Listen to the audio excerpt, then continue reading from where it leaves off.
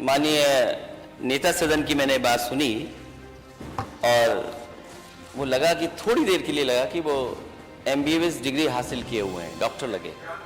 उस उल्टे प्रश्न को सही करने का प्रयास हुआ है और अभी तो आपने आधा ही उत्तर सुना है। पूरा सुनेंगे तो संभवतः पिछला इतिहास याद आने लग जाएगा। और डेंगू जैसी बीमारी का जो सरकार इलाज ना करा पा रही हो, वो सपना देख रही है $1 ट्रिलियन इकोनॉमी का। और डेंगू सामान्य बीमारी है कि ऐसी है बीमारी जिसका इलाज नहीं है, ये तो सरकार बताएगी। और जिस तरह की सूचनाएं हर दिन मिलती हैं और अस्पतालों की जो तस्वीरें देखने को अखबार में मिलती हैं, बड़ा दुख होता है कि जो सरकार ये दावा करती हो कि डबल इंजन की सरकार है और सब व्यवस्थाएं पहले से बेहतर हो गई हैं, और केवल लखनऊ नहीं, दिल्ली और बड़े बड़े महानगरों में भी ये बड़े बड़े प्रचार के होर्डिंग लगे हैं कि इतने हमने मेडिकल कॉलेज बना दिए हैं। अगर सूचनाएं जो मिल रही हैं और डेंगू जैसी बीमारी का जो सरकार इलाज ना करा पा रही हो, वो सपना देख रही है $1 ट्रिलियन इकोनॉमी का। और डेंगू सामान्य बीमारी है कि ऐसी है बीमारी जिसका इलाज नहीं है, ये तो सरकार बताएगी। लेकिन जो सूचनाएं आई हैं, क्या दुख नहीं होता कि आपकी पार्टी के नेता, पूर्व सांसद, उनके बेटे को हॉस्पिटल में एडमिशन ही नहीं हुआ, वो एक अस्पताल से दूसरे अस्पताल और दूसरे अस्पताल के बाद सबसे प्रीमियर हॉस्पिटल या सबसे प्रेस्टिजियस इंस्टीट्यूशन में गए और स्ट्रेचर पे पड़ा रहा उनका बेटा, उसकी जान चली गई। अध्यक्ष महोदय, सरकार ने क्या किया? सरकार अगर जिम्मेदारी समझती तो क्या माननीय सदस्यों की कमेटी नहीं बन सकती थी? जो यहां माननीय सदस्य जीते हुए लोग हैं, ये जो सदन में बैठे, क्या इनकी कमेटी बनकर के नहीं देख सकती थी? यही नहीं, एम्बुलेंस का इंतजार करिए। आप एम्बुलेंस बुलाना चाहते हैं, एम्बुलेंस नहीं आएगी आपके पास। कहो एम्बुलेंस में जान चली जाए। और अगर अस्पताल पहुंच गए तो स्टेशन नहीं है, लोग अपने कंधों में, गोदी में रख करके या दो परिवार के 2 सदस्य लेकर के जा रहे हैं, ये स्थिति है। और अस्पताल में बेड नहीं, 2-2 भर्ती थे जिस समय डेंगू अपने पीक पे, जब डेंगू था तो अस्पतालों में एक बेड पर 2-2 मरीज थे, राजधानी में थे। और अगर राजधानी में यह स्थिति है तो दूसरी जगह क्या स्थिति होगी प्रदेश के किस दूसरे कोने में? जो कहां घूमे, कहां जाए मरीज? सरकार बताए कि अगर डेंगू है तो सरकारी अस्पताल में इलाज क्यों नहीं मिला, और सरकारी अस्पताल से अगर वो प्राइवेट हॉस्पिटल में चला गया तो अनाप शनाप पैसे लेना, कोविड में दवा दे देना, उसका लाखों खर्च करा देना, उसके बाद भी नहीं जान बच रही है। और ये केवल एक जगह की सूचना नहीं है, पूरे प्रदेश में माननीय सदस्य यहां बैठे होंगे, उनके पास सूचियां हैं उनके क्षेत्रों की कि किन लोगों की डेंगू बीमारी से जान गई है।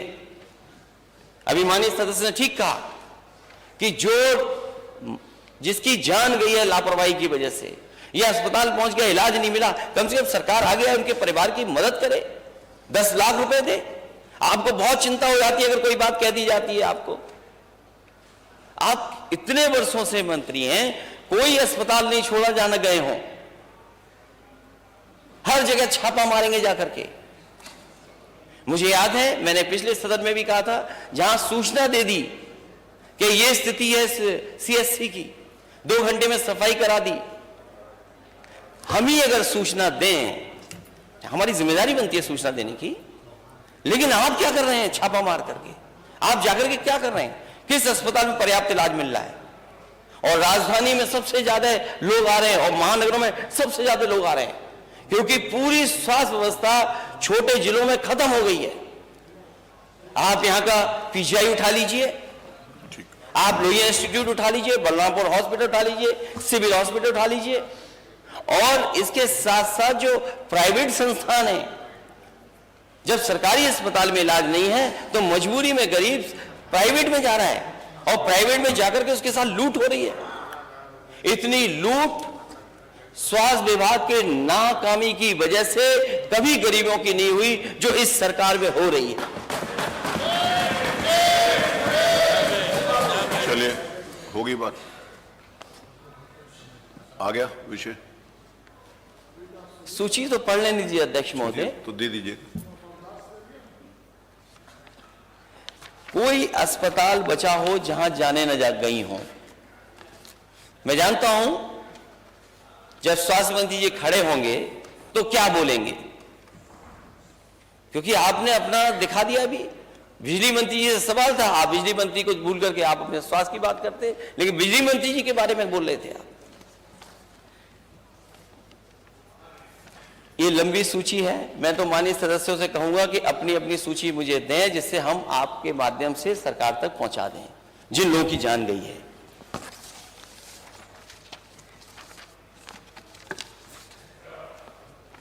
मैं सरकार से जानना चाहता हूं, माननीय मंत्री जी बताएं, हालांकि डेंगू का सवाल है, लेकिन एम्बुलेंस क्यों नहीं पहुंच रही?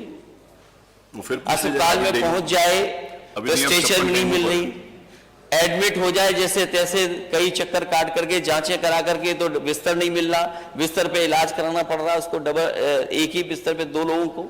आखिर जिम्मेदारी किसकी थी? इतनी जानों की जाने की जिम्मेदारी किसकी है? कम से कम सरकार बताए कि स्वास्थ्य व्यवस्था बेहतर होगी कि नहीं होगी। मेडिकल कॉलेजेस ठप हैं, जो तस्वीर दिखा रहे हैं कि मेडिकल कॉलेज में ये हो रहा, लेकिन जो पर्याप्त मानक के हिसाब से जो चीजें होनी चाहिए वो कहीं नहीं है। आपकी मशीनें ऑब्सलीट हैं जिन पर डॉक्टरों को इलाज करना पड़ रहा है, जांचें पता नहीं कौन सी हो रही हैं। अगर प्राइवेट हॉस्पिटल में चले गए, नर्सिंग होम में चले गए तो कोड से दवा दी जा रही है। वो कोड क्या है? अगर माननीय मंत्री जी चाहेंगे तो वो कोड भी दे देंगे, उनका पर्चा। और कम से कम एक जहां से सबसे ज्यादा सूचना आई है कि यहां पर सबसे ज्यादा जान गई है, माननीय सदस्यों की कमेटी बने, जाकर के देखें आखिरकार कारण क्या था और मरने वालों की मदद सरकार करेगी कि नहीं करेगी। शांति सुनिए। प्रश्न ही उल्टा था तो उस उल्टे प्रश्न को सही करने का प्रयास हुआ है, और अभी तो आपने आधा ही उत्तर सुना है। पूरा सुनेंगे तो संभवतः पिछला इतिहास याद आने लग जाएगा। महोदय, माननीय सदस्य ने बहुत महत्वपूर्ण मुद्दे की ओर ध्यान आकर्षित किया है, और सरकार इसको लेकर के पहले से ही अवेयर थी। अंतर विभागीय समन्वय से संचारी रोग नियंत्रण के लिए, आपने केवल डेंगू की बात की है, जब वेक्टर बॉर्न डिजीज की हम बात करते हैं तो केवल डेंगू उसमें नहीं आता है। वर्मा जी, आप तो चिकित्सा शिक्षा के मंत्री रहे हैं ना, तो केवल डेंगू नहीं आता उसमें, मलेरिया भी है, चिकुनगुनिया भी है, कालाजार भी है।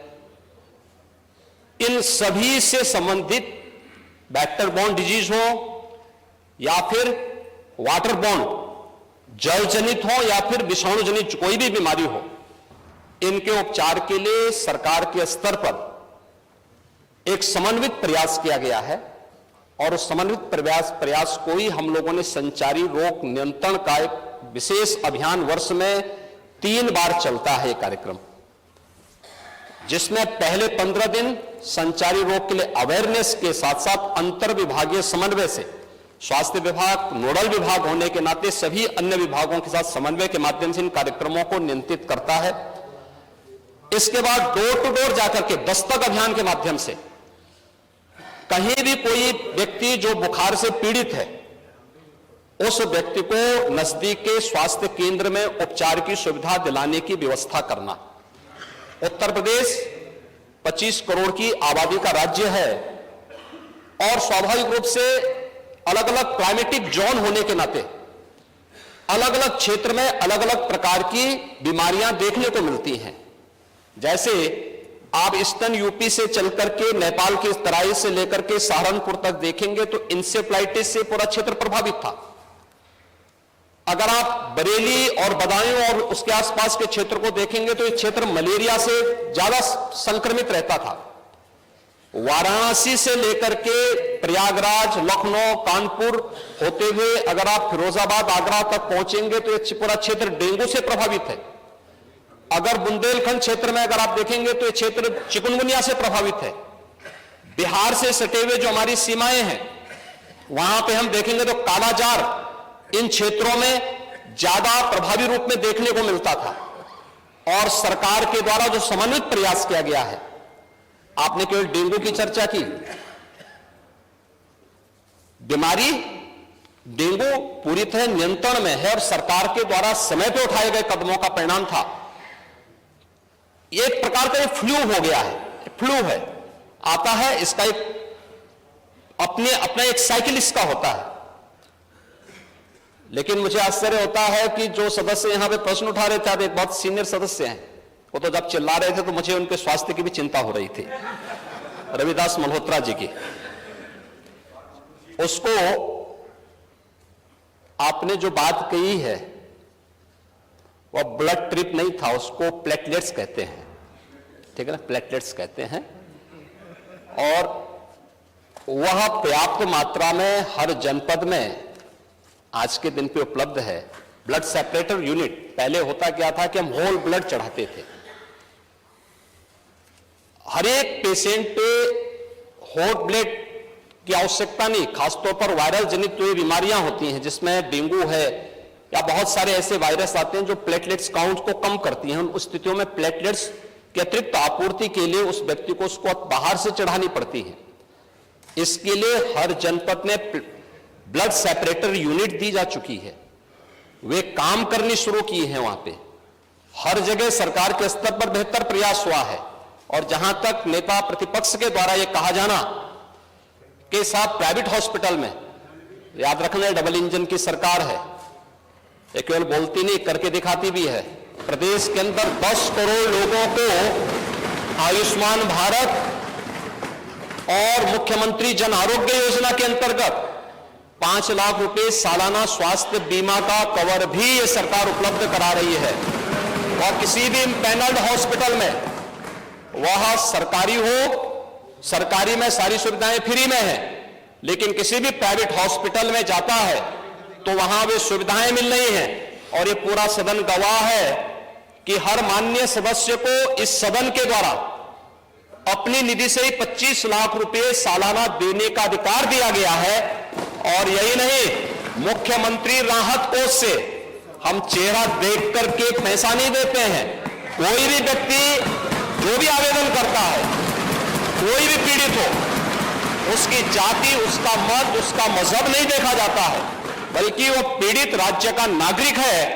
उसको प्रदेश में, देश में या दुनिया में जहां कहीं अच्छी स्वास्थ्य की सुविधा मिलती है, और सुविधा के लिए मुख्यमंत्री राहत कोष से भी हम पैसा देने में कोई कोताही, तमाम मान्य सदस्य विपक्ष में बैठे हुए हैं, वो हर व्यक्ति इस बात को कह सकता है। उनके प्रस्ताव आते हैं बिना किसी भेदभाव के, हमने उसके लिए भी धनराशि उपलब्ध कराई है। आयुष्मान भारत और मुख्यमंत्री जन आरोग्य योजना भी है, आभारी आदरणीय प्रधानमंत्री जी के, जिन्होंने आयुष्मान भारत जैसी योजना दी, जिसमें हर गरीब से गरीब व्यक्ति भी आज अपना उपचार किसी भी अच्छे कॉर्पोरेट हॉस्पिटल में भी करा सकता है, और देश में भी करा सकता है, दुनिया में भी कहीं करा सकता है। हर वर्ष की सुविधा उसको मिली है। मुख्यमंत्री जन आरोग्य योजना की सुविधा भी उसे दी गई है। इसके अलावा माननीय विधायकों को भी 25 लाख रुपए तक खर्च करने का अधिकार दिया गया है।